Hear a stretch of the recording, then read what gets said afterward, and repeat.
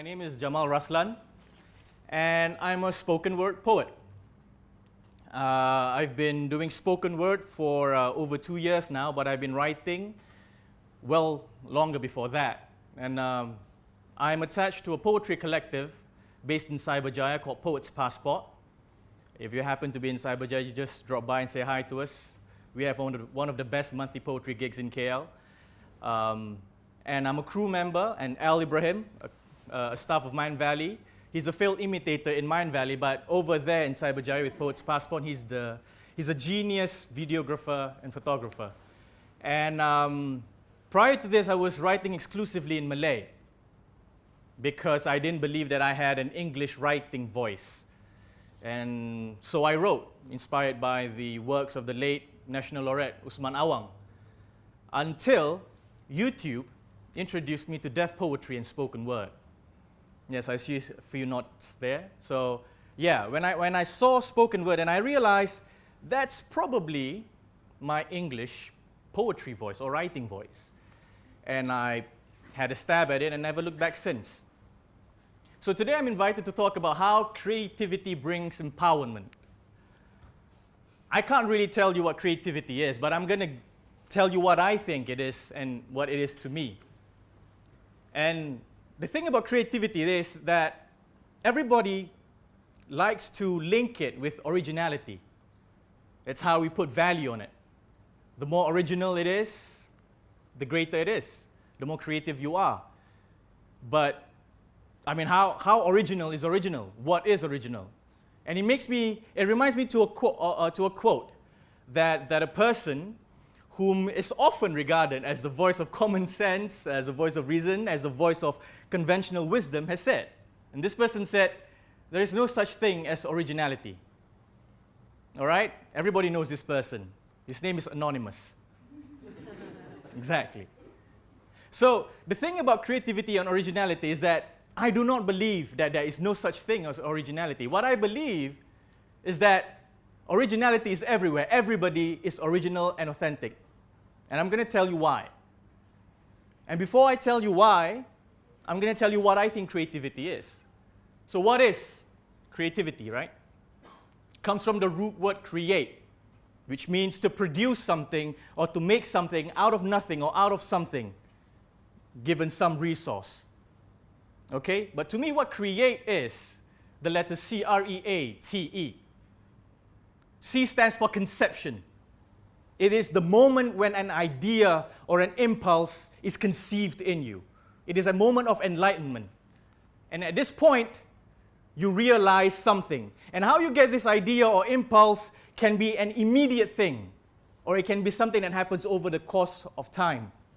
It can be via an incident, or it can be through observation. It does not matter.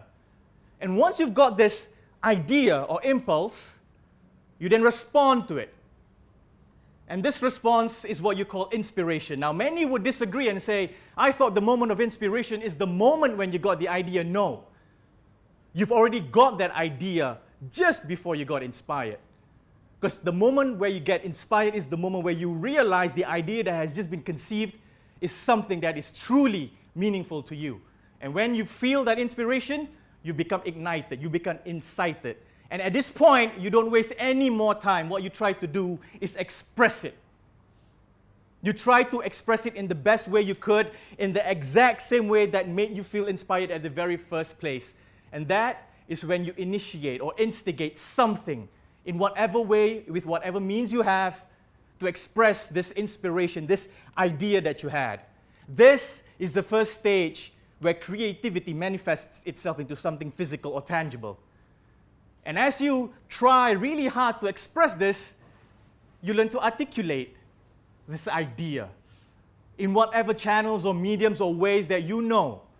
And in doing so, you try to implement ideas. You try to import ideas that you see to try and convey the exact same message. You try to improvise on how you're doing it at that point and improve. And you put in a lot of imagination. You put in a lot of yourself into it. You put in your own sense of perspective, your sense of purpose, your own points of view. And at this point, you pretty much have a creation, an output, a product of that moment of inspiration where you got enlightened. And this is when you deliver it to your target. And at this point, as you're delivering it, you impress them. You leave an imprint on them. You implant an idea, a concept in their heads, in their minds, in their souls, or you can even help them incubate whatever similar thematic ideas or concepts that they have, so that these ideas or concepts would evolve in their own time, in their own way, in these specific people to become something else. And what happens after that is you've automatically empowered these people directly. And at this point, you are inciting them, you are igniting them. You then become an inspiration. And if you were to observe this, you will realize that the target and empower is very similar to the conception and the response point. The only difference is that when it's conception and response, it's internal. It's you. When it's target and empower, it's the people that you deliver it to. And what I'm trying to say here is that creativity is a cycle. The moment you share it with someone, the moment somebody gets it, the link is complete. And what needs to happen next is that people, those recipients, go through their own process of expressing it, articulating it, targeting it, and empowering whomever they come across. This is very similar to what Cafe said earlier in the beginning. And this is what it is. This is what creativity is. So how do I create?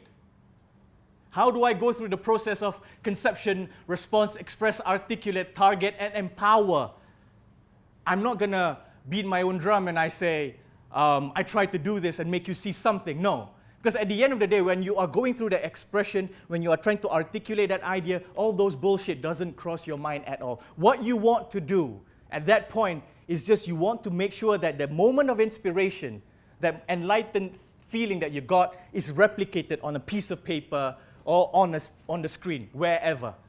So when I came up with my popular introductory piece, Words, I was trying to tell people how angry I was at being a Malay who spoke fluent English, who speaks fluent Mandarin because he went to Chinese school, but he was ostracized because he was deemed not Malay enough. And this is very clearly seen in the first verse, where I go, you say I am not Melayu like you. I am Melayu Baru. Poyo elitis Malay like a certain Mahathir. I speak too much English. Kononnya orang putih, perasan British. But they get it. Because that's what I've been feeling for a good 10, 15 years of my life. In the piece, The Revolution Will Not Be Politicized, and homage to the late Gil Scott-Heron, I realized what my passion is, or at least at this point, as a Malay Muslim, as a Malaysian, what it is. And the passion is something, there has to be an ideal in life. There has to be something right. There has to be a barometer. And I absolutely loathe the fact that in this country, everything seems to be politicized. And through my readings, especially starting with the Malay Dilemma written by the previous, by Dr. Mahathir, and reading The Myth of the Lazy Native by Syed Hussein Alatas, which was written in response to the Malay Dilemma, I've come to realize that the very foundations of this country is a complete farce. And I've tried to express it to the best of my abilities in this poem where I went, the lazy native was just a myth, and there was never a Malay dilemma. But we tutup mata for so long, it became a Malaysian dilemma.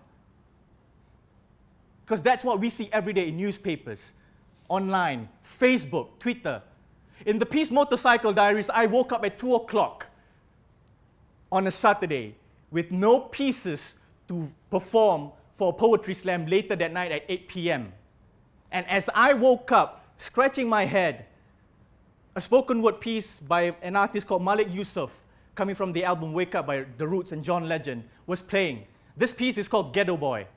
And the first 2 lines was, you know you ghetto boy when you have a face with a scar, and the only aspirations that you have is a place and a car. And that inspired me so much because at that point, the first visual that I had in my head was Mat Rumpits. I have huge disdain for them. I admit that. But I have a lot of sympathy for them because I understand exactly why they become such. Nobody comes out and wants to be a Mat Rumpit. And they are deemed as a social ill without people realizing how they become so. And I try to express this by my first verse in the Motorcycle Diaries, where I go, you know he's fly when his hair is dyed in brill cream to spike. And the only thing he ever thinks about is balik sekolah and his own motorbike. Don't bother with the fact that he's too young to get a license but still wants to ride. Fact is, he's been riding since 13 and has been running errands for his dad on the side. Youth on the slide, fallen by the wayside long ago in a black night where he didn't want to run but couldn't hide. And had to do so because getting those cigarettes for dad was his only way to a joyride. While his father makes a woman out of his sister and makes a martyr out of his mother as he rides another chapter in his Motorcycle Diaries.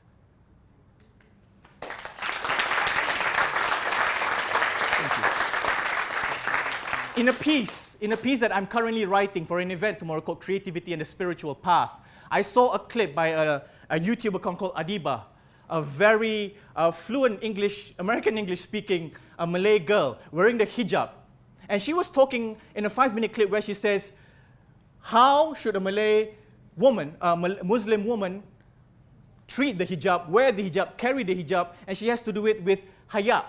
And I looked at that and I felt inspired because I see out there are a lot of Muslim women, not just in Malaysia, they wear the hijab but they do not behave decently. They're making a mockery of the hijab. They wear the hijab but they don't close their aura, they wear short sleeve clothing. You know, if you want the hijab, wear it. If you don't want the hijab, then don't. Nobody is stopping you because it's between you and God. But her piece, her video inspired me and I came up with the first verse where it goes, she lowers her head and puts it on without a scorn that adorned many who felt oppressed. And then she looks up and pulls it down without a frown that can be found on faces who are skin deep and less profound. In a single graceful motion rehearsed, without a sound the light burst into gorgeous rays and surrounds her form in ways that one without faith and belief can come around to face their inner grief before submitting to his embrace and let their own beauty to its natural grace, a booty displaced in plain sight only found in the most intimate night by those bound by love and trust, not clowns who loot and lust the crown within a crown. Why?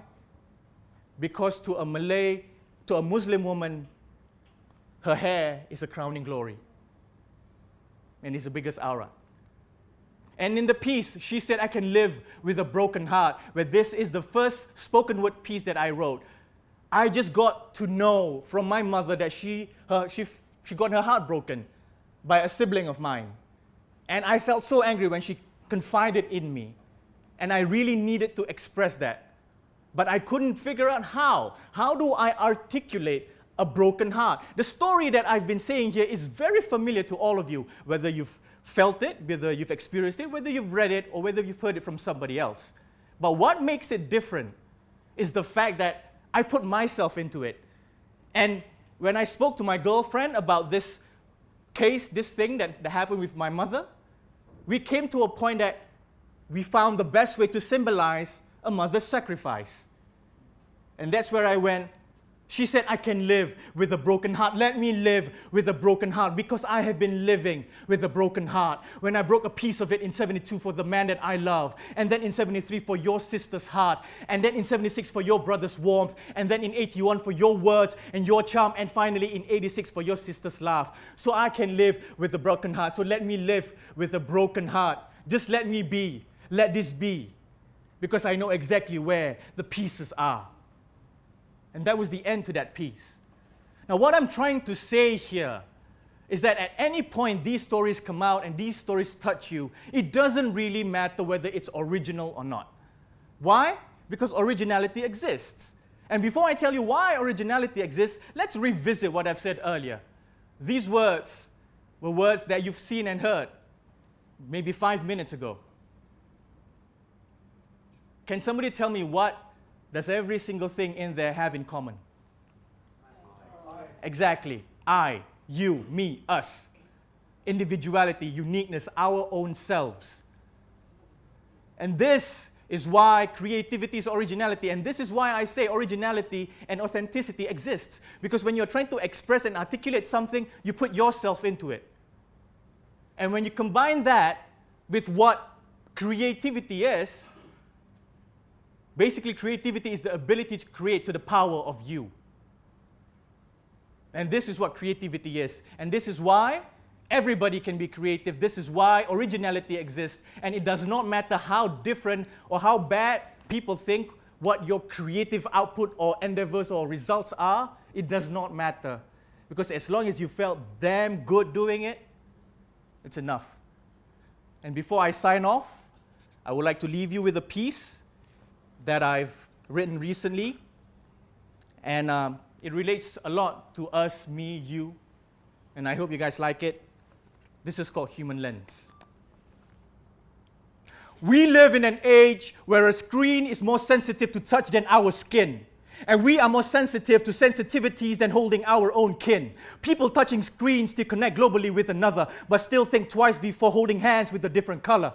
The days of shaking hands and kissing cheeks are replaced by accepting friends to update the family tree. The friendly nudge is now the new FB poke, and a status like is the last time you actually spoke. Building trust is now finding something in common, while marriage has become another legal document. A person's worth used to be what he does and what he knows. Now it depends on the company he keeps and what he knows and who he knows. We're told that we can't share via P2P because it makes the industry worse, when intellectual property is just basically who declares it first. Like how everybody marvels at the creativity of Stan Lee, when the one who captured our imaginations on paper was the late Jack Kirby.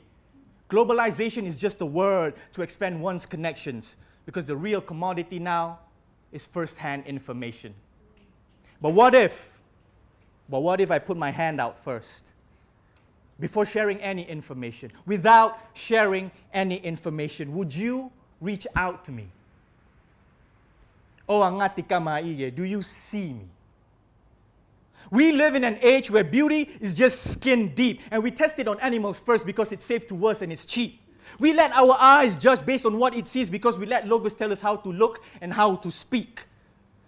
From papyrus to the printing press, from rock art paintings to La Presse, they add 3 more P's to the 4 so they could earn more and still spend less. Now they use the 4 C's to foresee what we like to wear across the 4 seasons. 4 reasons: consumer, cost, convenience, communication. From the skin you love to touch to love the skin you're in. But what if?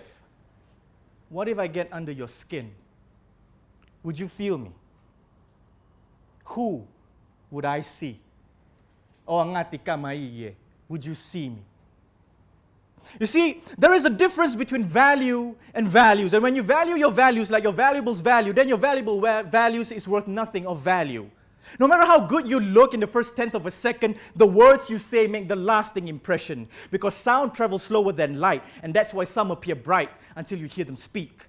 Beauty goes deep, deeper than skin, and that's why we are what we eat. Change the surface and we will look different. Change what we consume and we will become different. Don't be ripples on the water that are quickly forgotten or the splash that is created in an inspired moment. Be the color that changes the ocean and you will see. And you will see me.